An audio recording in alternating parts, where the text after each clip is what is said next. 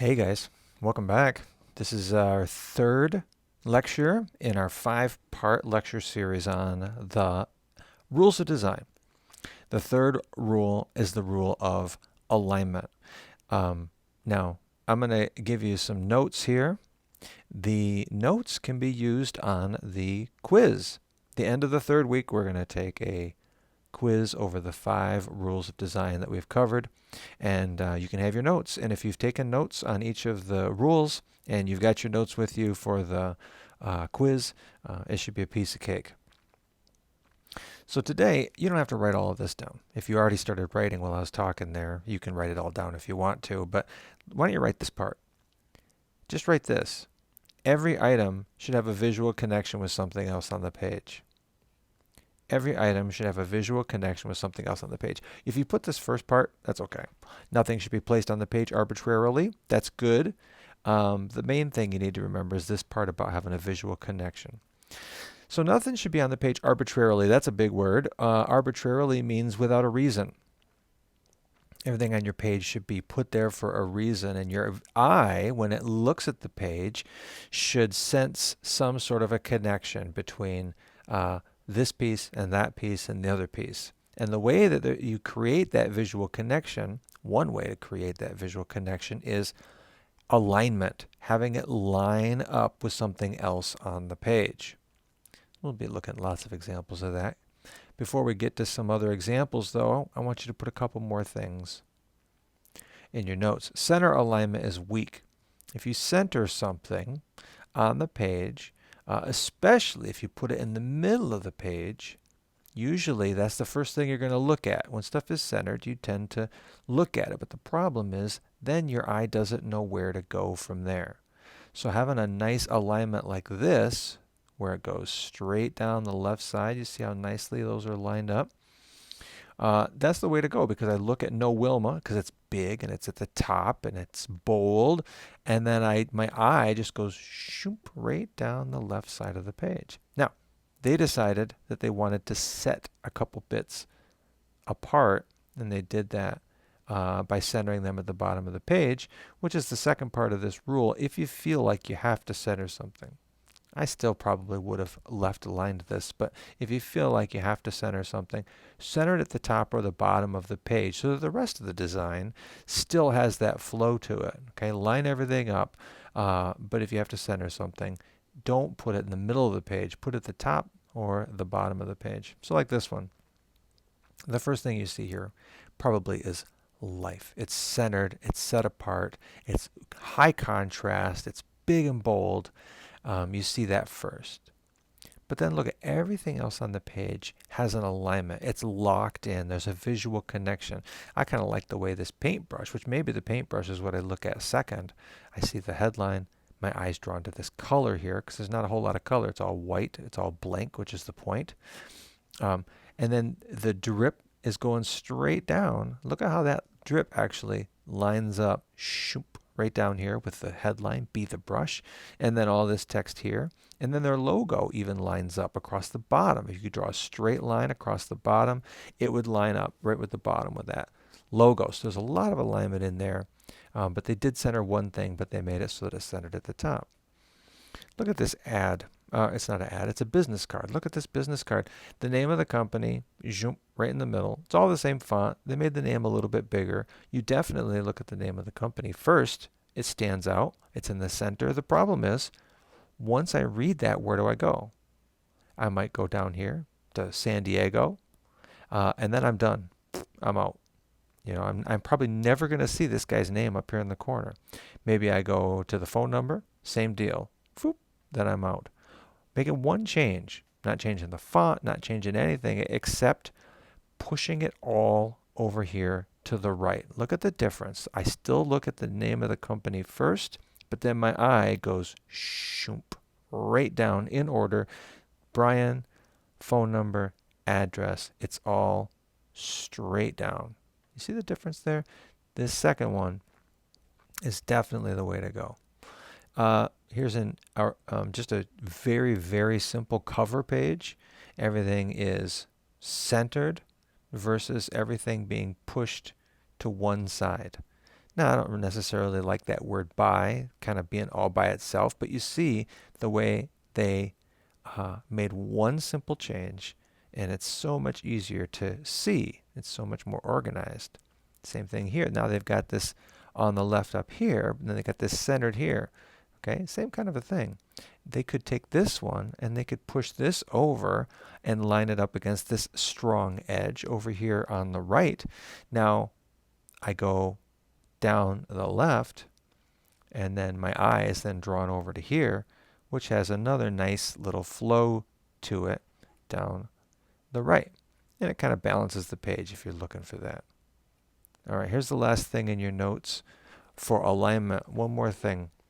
If you have a strong edge in your design, you want to push your text up against that strong edge. Here's what I mean by a strong edge. Sometimes the edge of the page is a strong edge, like we saw in the last couple examples. Here, there's this logo. Kind of a cute logo. I like it. On their stationery, on their letterhead, they've got their logo over here on the right. So then they took their text, and you see how they pushed it up against the logo? It's really nice. It makes this tight design right up here. It's real easy to read. It's real easy to spot what you're supposed to be looking at first. Now I want to skip this envelope for a second and come down here to their business card. In their business card, they made their logo go over on the left. And look what they did with the type. They aligned the type left as well. Pushed it right up against that logo. Look what happens when you don't do that. On their letter, their envelopes, the text is over on the left where it has to be because of the post office. Those are the post office rules. And then they put their logo to the right, and it creates this weird kind of blank space. There's not that sense of these things kind of going together in this tight space. Don't love this solution here. You can hopefully when you look at it, you see how much tighter this and this are versus this solution. Here's some examples. Even though this kind of feels like it's all over the place, it really, look at the left alignment here, look at the right alignment here, look at the left alignment here. Now they did center, but remember what they did? They centered at the bottom of the page. Look at the tight left alignment here, right alignment here. Look at the way the I'm so has been squished down. They squished the O's and they put I'm so right in there so that it goes straight across there. Remix is lined up on the right. All this text is pushed against the right side. All this text is pushed against the left side. One thing is centered, DJ Khaled, but you see how they knew that if you're going to center something, make it stand out, centered at the top of the page like that. I got a couple more recent examples. Don't Attack the Planet. It's got some pop cans made to look like TNT strapped together, and then the fuse is the plastic straws. And it says here, use compostable products. And you see the way this type, it's not all exactly left aligned. They scooched the don't over so that it kind of does a little bit of a text wrap, but it still is this strong edge of the straw lines up right around there. And you can see down here is their logo. Now their logo has centered text underneath it. Let's look at another one here. We won't stay home. This is a quarantine situation, a COVID-19 situation. Say that in some countries, people can't stay home. They have to go out to get their, for instance, water like these people are. And look at the strong left alignment all the way down. I want you to see, you see this orange line, which matches their logo straight across. You could draw a straight line from this line. If that line continued, it would line right up with the top of the logo there. Pretty sharp. And you see how their logo also has a left and right alignment, the way their slogan lines up right underneath the name. Sharp. This is a pretty intense ad. You have to kind of look at it you look at the steak in the pan and then you're like, oh, what's that on there? Is this some sort of seasoning? And you look closer and you say, oh, those are trees that have been cut down in order so that I can have this, I guess it's a hamburger. Pretty intense ad. Then if you go over here, you see the logo of the service. I don't know if it's a service. It's a organization trying to help the environment, called Robin Wood. And you see what they did with their type? Every serving comes with a price. Beef is one of the main causes for the destruction of forests. And they pushed it to the right. They right aligned it to kind of create this nice shape right here at the bottom. If they had left aligned it, there would have been that awkwardly shaped space right here. And then this one. This is explaining this ad would take a while. We don't really need to explain it so much as just look at the way they made the tie pop out. I love that contrast. They made the rest of the photo black and white. But look what they did with the alignment. Look at how sharp this lines up with the photo, straight down, both sides. They made endure bigger and some ties smaller so that the type lined up into a perfect rectangle. Then the smaller type also creates that rectangle. The logo lines up on both sides of the text there. Pretty slick. So that is where we're at with alignment. The assignment, the same as the last two. Go find yourself some cool examples of alignment. I'd love to see what you come up with. Look around on the internet, go around your house with your phone, take a picture. When you find a really great example of alignment, you're going to upload it under the alignment assignment in Google Classroom. And you can either upload it as a Google Doc and then type. And here's what I want you to type. I want you to answer this question. How does the design that you handed in use alignment? And I want you to talk about what things line up.